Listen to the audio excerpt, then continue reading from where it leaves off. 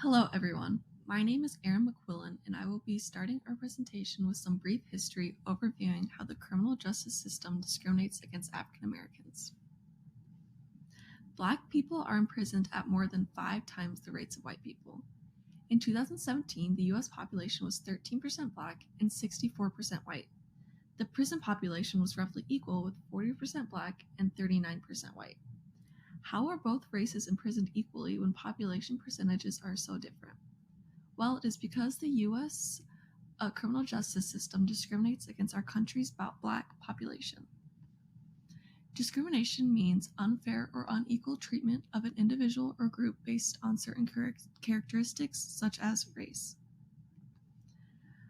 A recent event relating to this topic is the killing of George Floyd. George Floyd was a 46-year-old African American man who was killed by a white police officer in the city of Minneapolis. This event sparked major protests throughout the country for the Black Lives Matter movement. The Black Lives Matter movement was created in 2013 in response to the acquittal of Trayvon Martin's murderer. Trayvon was a 17-year-old African American boy. This movement's mission is to eradicate white supremacy and build local power to intervene in violence inflicted on Black communities by the state and vigilantes. I'm going to touch on some less recent events that discriminated against African Americans in our country and made long-lasting negative consequences. Redlining was the practice of outlining areas with sizable Black populations in red ink on maps as a warning to mortgage lenders, effectively isolating Black people in areas that would suffer lower levels of investment than their white counterparts. So the Federal Housing Administration, through the New Deal's National Housing Act of 1934, promoted home ownership by providing federal backing of loans, guaranteeing mortgages. The issue with this act is that the Federal Housing Administration had a manual which explicitly said that it was risky to make mortgage loans in predominantly Black areas, and so the federal subsidy for home ownership went almost entirely to white people. Not only did the program limit recipients to white Americans, but it established and reinforced housing segregation by drawing lines between white and Black neighborhoods. And a recent study analyzed 138 metropolitan areas and found that nearly all formerly red line zones in the country are still disproportionately Black, Latino, or Asian compared with their surrounding area, while 2/3 of the green line zones, which were the neighborhoods deemed best for mortgage lending, are still overwhelmingly white. President Richard Nixon declared drug abuse as public enemy number 1 in June of 1971. Since then, the war on drugs has focused on combating illegal drug use by greatly increasing penalties, enforcement, and incarceration for drug offenders. But there's an ugly truth behind the purposes of this campaign. Nixon's domestic policy advisor uncovered the truth when saying, "We knew we couldn't make it illegal to be either against the war or Blacks. But by getting the public to associate the hippies with marijuana and Blacks with heroin and then criminalizing them both heavily, we could disrupt those communities. We could arrest their leaders, raid their homes, break up their meetings, and vilify them night after night in the evening news." Did we know we were lying about the drugs? Of course we did. So why does this matter? Well, it matters because we're still seeing the effects of these policies affecting how African Americans are discriminated against in our criminal justice system. This institutionalized segregation in our country's history of racism and oppression continues to manifest itself in the criminal justice system today.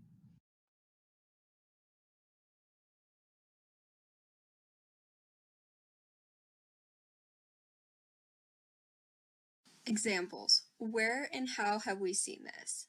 Are there any field experts that have already spoken on this? And is there anything being done about this? In the Bronx, following George Floyd's death, New York Police Department in the Mott Haven neighborhood of the Bronx, against the backdrop of the nationwide racial justice demonstration of anti-police violence protest, began in Mott Haven, a predominantly Black and brown neighborhood. On the evening of June 4th, 2020, just the citywide curfew began. The New York Police Department kettled and encircled some 300 protesters and prevented their dispersal. Police officers then climbed onto vehicles punched, kicked, and beat people with batons, dragged people through the streets, and launched tear gas and rubber bullets. The New York Police Department reported arrested 263 people, including legal observers and medics.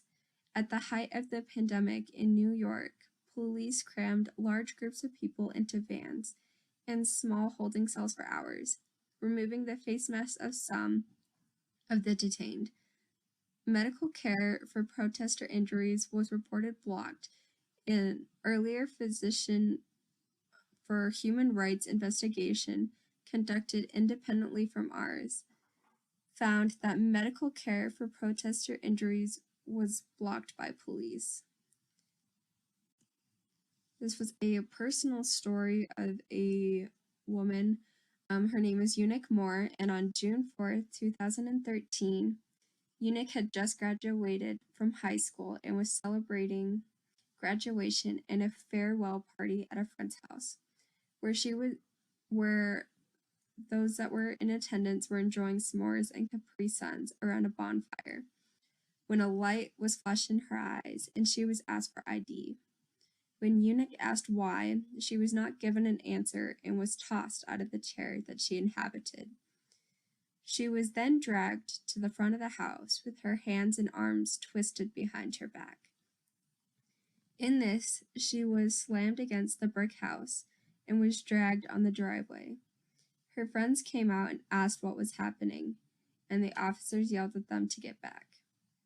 The injury sustained was a torn labium on the shoulder and an incapacitated wrist, which had to have 3 different surgeries on. Due to this situation, Eunice is now fearful of the police and that this is something that could happen again. There was nothing illegal happening at that party. She was just arrested for resisting or obstructing a peace officer. So some organizations that are there to help us understand as well as be there for those in need consist of American Civil Liberties Union, or ACLU, which is a nonprofit that works in courts, legislators, and communities to defend and preserve the individual rights and liberties that the Constitution of the United States guarantees those in this country. Black Lives Matter mission is to eradicate white supremacy and build local power to intervene in violence inflicted on Black communities. Black Youth Project 100, members-based organization of individuals between the ages of 18 and 35, wanting to create freedom and justice for all Black people. Campaign Zero, campaigns and develops model legislation and advocacy to end police violence. Center for Policing Equity, helps police departments with their own equity goals and find understanding of issues of equity within organizations and policing. Color of Change, online racial justice organizations that help people respond effectively to injustice. Equal Justice Initiative, initiative that commits to ending mass incarceration and excessive punishment in the United States and wants to protect the basic human rights for the most vulnerable people in American society. These were just 7 of the many options that are available to look at and to try and understand and to get help with. So Latasha Brown is a good advocate for this. Latasha Brown is an American community organizer with a political strategist and a consultant. She is the co-founder of the voting rights group Black Votes Matter, which she has been noted for its working on the 2017 U.S. Senate special election in Alabama and its influence during the 2020-2021 Georgia state elections. And she did a video about dismantling structural racism. What we have seen is that structural racism has led to this huge division and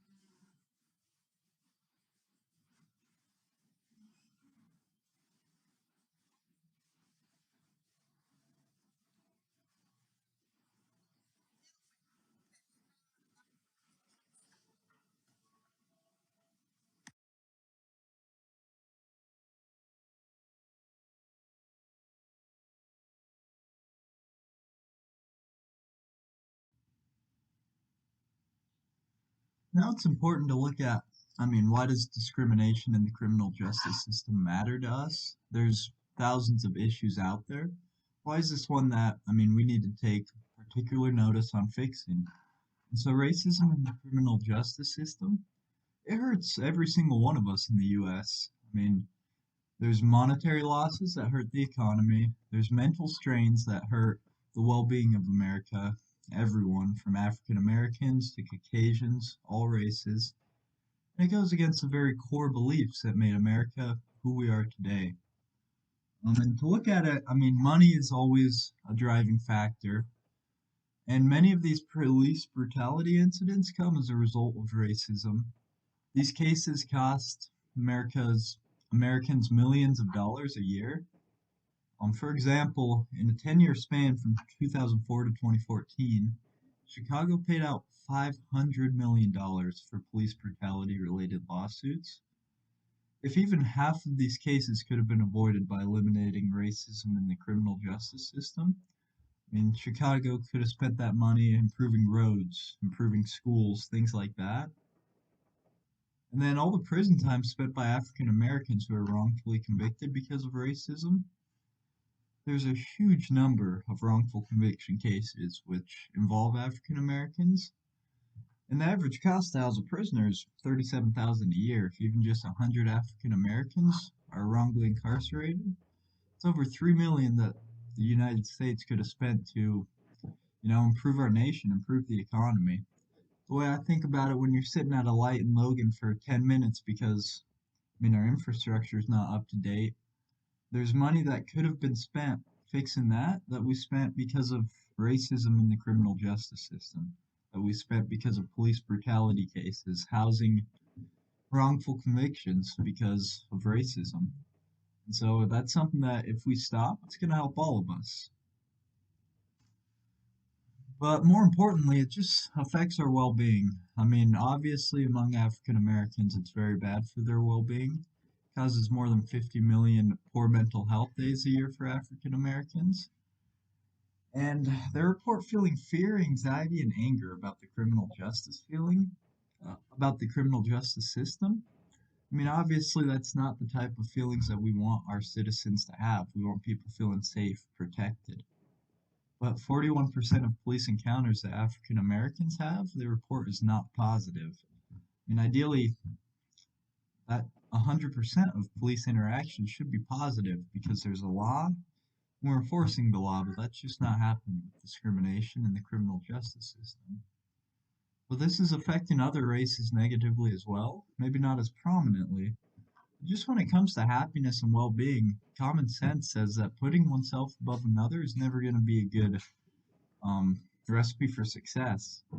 Even as we as citizens should support a system that, is racist against people, it's going to cause division, distrust, and contention, and it's negatively going to impact our country, which is going to hurt all of us in the long run.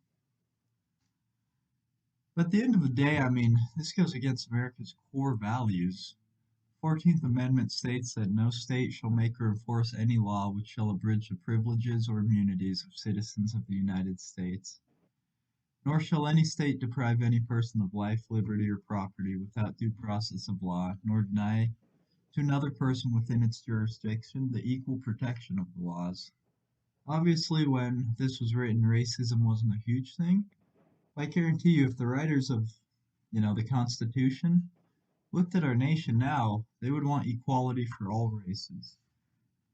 And right now, just people aren't getting equal protection under the laws. There's a distinct amount of racism in the criminal justice system. And when we support that, we're breaking the laws that we made for ourselves. A country that can't keep its own laws, it's never going to flourish. And we're seeing that with the division, the struggles that we see in America today. A lot of that traces back to the racism in the criminal justice system.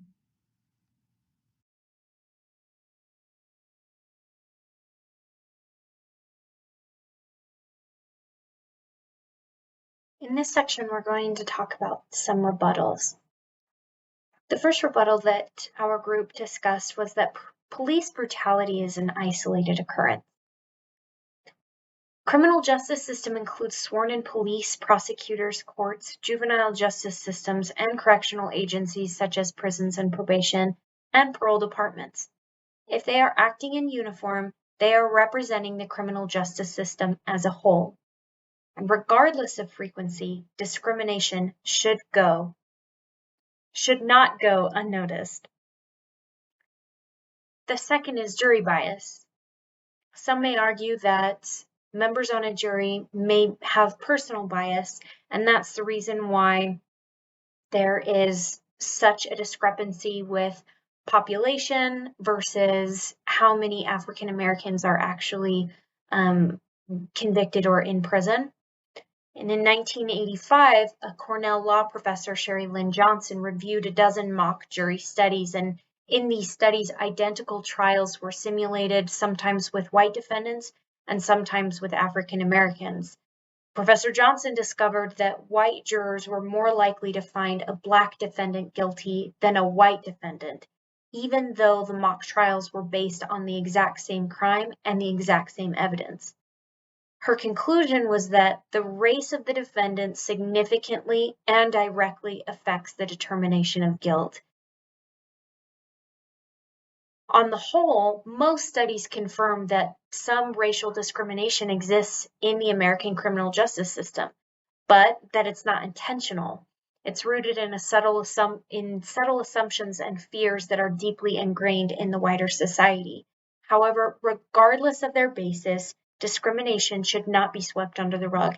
It is intolerable, and we must make all serious attempts to do away with it. In summary, the U.S. criminal justice system has and does discriminate against African Americans. The underlying reasons for this are rooted in the history of the United States and perpetuated by current practices within the nation's justice system.